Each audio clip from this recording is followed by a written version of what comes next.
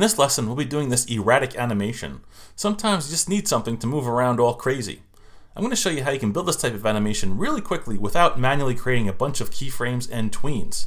I'm going to show you a cool tip that allows you to insert keyframes simply by clicking on an element in the middle of a tween span. Check it out. Alright, so for this erratic animation, or this irregular animation, I'm going to take the ball out of the library, place it on the stage. Now I could just go to frame number 10, hit F6, add a new keyframe, move this thing over here, go to frame 20, add a new keyframe, move it down, go to frame 30, add a new keyframe by hitting F6, and move the ball up. So now I have these different keyframes with the ball in a different position in each one. And then I would have to go right click, create classic tween, right click, create classic tween, and right click, create classic tween. So now I have the ball sort of moving all over the place, whatever, okay? If I wanted to, I could also change the scale of it in different frames, but it's a lot of work to create all these keyframes and create these three different classic tweens. So let me show you a quicker way. I'm gonna go back to the beginning. I'm just gonna do undo school, all right? I should graduate from this pretty soon. And there I am. I have my ball on frame number 1, and I'm gonna go to frame number 30 and hit F6 to add my new keyframe, and then I'm going to just bring the ball over here. All right, I'm going to right click, create classic tween, and now I have the animation of the ball moving between frame 1 and frame 30. And let's do this. If I go back to frame number 10, notice that with the selection tool, I can't click on that ball to select it. I don't get the blue outline around it. The deal here is that I can only select an item in a keyframe, not in the middle of a tween span like this. But check this out. If I click and drag, it creates a keyframe for me.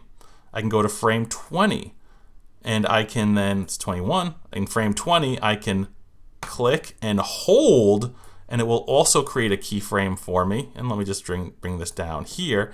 So now I have a similar animation, and I didn't have to hit F6. I didn't have to right click to create new keyframes all the time. It just sort of worked for me, all right? I can go to frame number 25 here, and again, with the selection tool, if I click and hold, boom, it creates a keyframe, and then I can do whatever I want, and I'm going to move it up there. In frame number 15, I can, again, click and hold to create a keyframe, and I'm going to switch over now to my free transform tool, and I'm going to scale up in this frame, all right?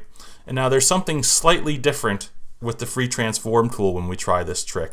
If I go to frame number 5, say, and if I click on it, free transform tool won't select it.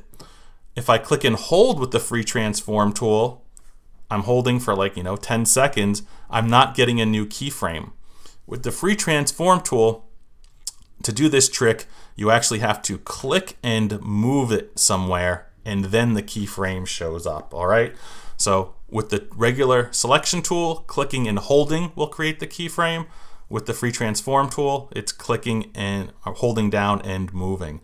So here I'll just shrink this one down a little bit. And so with just a little bit of clicking and dragging, I have this sort of erratic animation, okay? Again, nothing's planned where it goes in each frame. We're just doing sort of random stuff, okay? So I just want you to know that you can't select something between a classic tween span. So let me just go to frame 55, do this one more time. I'll F6 to add a new keyframe. We'll right click to create a classic tween. And again, right here in this frame, I can't click and select, but using the free transform tool, I can move it up here. I can go to frame number 45, move it down here, and shrink it down. All right, so I didn't have to right click and create new classic tweens. I could just select mid span and move it around. So there's my erratic animation.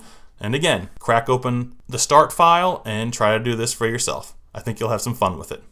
Awesome.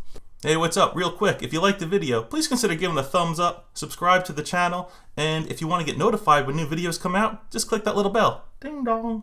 If you got any comments, leave them below. I'll read every one and do my best to help you. Have an awesome day. Normal Daddy.